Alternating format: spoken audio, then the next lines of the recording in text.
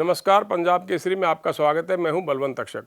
बड़ौदा उपचुनाव के इस दौर में हरियाणा में एक बार फिर दलबदल का मौसम आ गया है। कोई कांग्रेस छोड़कर भाजपा में शामिल हो रहा है तो कोई भाजपा छोड़कर इनेलो का दामन थाम रहा है। कोई केंद्र के कृषि कानूनों के खिलाफ पार्टी छोड़ रहा है तो कोई टिकट न मिलने के विरोध में पार्टी को टाटा बाय बाय कह रहा है। देखिए रिपोर्ट।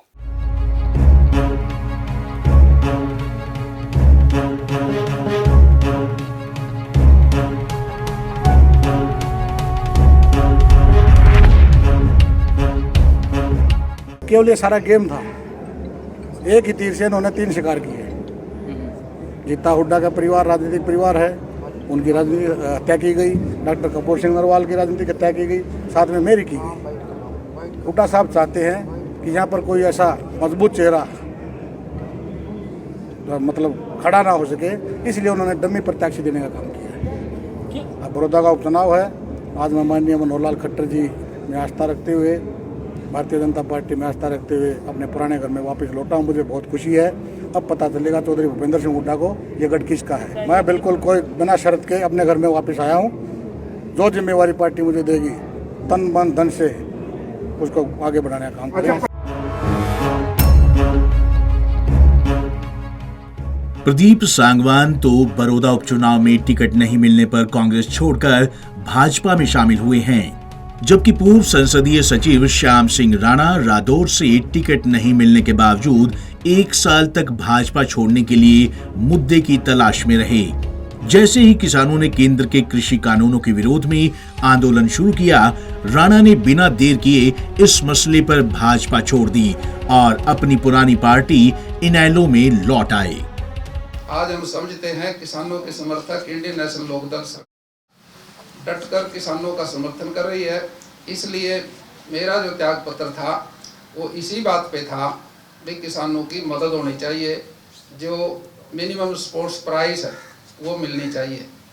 उस कानून में ये कहीं जिक्र नहीं है कि किसान का मिनिमम सपोर्ट्स प्राइस मिलेगा, उसको तो राम हवाले छोड़ दिया।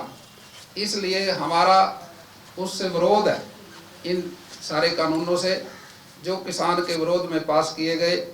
और हम समझते हैं कि चौधरी देवीलाल जी के विचार की पार्टी सारे देश में किसानों के साथ डटकर खड़ी हो और इस बिल का विरोध करके किसानों को मदद करे। हम चाहते हैं, इसीलिए हमारा आज का जो भारतीय जनता पार्टी छोड़कर इंडियन नेशनल लोकदल के अंदर शामिल हुए, यही एक उद्देश्य है, किसानों की, गरीबों की, मजदूरों की हम मदद करें और एक ऐसा संगठन चौधरी ओम प्रकाश चौटाला जी के नेतृत्व में मजबूत हो, सरकार बने और देश की सरकार में भी हम अच्छी तरह से मजबूत होकर यहाँ से जाएं ताकि किसानों की आवाज उठा सके। भाजपा छोड़ने वालों में वरिष्ठ नेता परमिंदर सिंह ढुल भी शामिल हैं। 2 बार विधायक रहे ढुल को भाजपा ने जुलाना से टिकट भी दी थी, लेकिन वे जजपा उम्मीदवार से चुनाव हार गए थे। जुलाना किसान बहुल क्षेत्र है, ऐसे में ढुल को ये मंजूर नहीं था कि वे केंद्र के कृषि कानूनों का समर्थन करें। उन्हें लगा कि इन कानूनों की वजह से आगे चलकर किसानों को नुकसान होगा।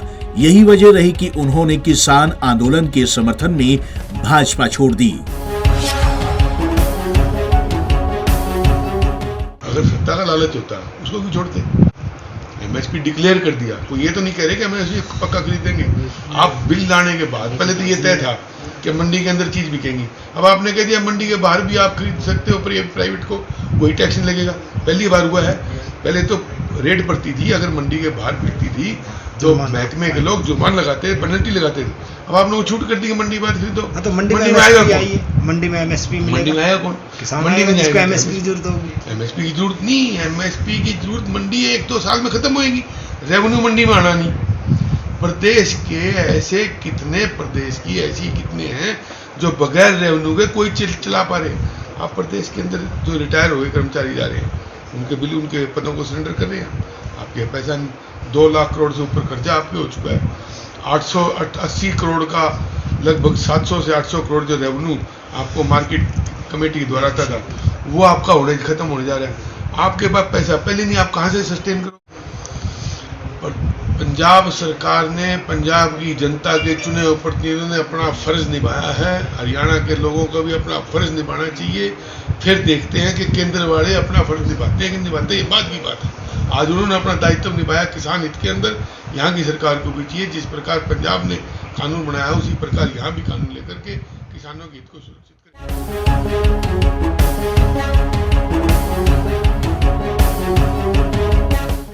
बड़ौदा उपचुनाव का परिणाम आने के बाद कोई राज्य की राजनीति में बड़ी तब्दीली होने का दावा कर रहा है तो कोई बड़ा राजनीतिक भूचाल आने की भी भविष्यवाणी कर रहा है। भाजपा और कांग्रेस के नेता अच्छे से समझते हैं कि बड़ौदा उपचुनाव का परिणाम जिस भी पार्टी के खिलाफ जाएगा, लोगों की नज़रों में उस पार्टी की स्थिति कमज़ोर होगी। देखना यह भी है कि इधर उधर जाने के लिए बड़ौदा उपचुनाव के परिणाम का इंतजार कर रहे नेताओं को अपने अपने पाले में बनाए रखने के लिए पार्टियों की तरफ से क्या तरीके अपनाए जाते हैं। पंजाब केसरी के लिए बलवंत तक्षक की रिपोर्ट।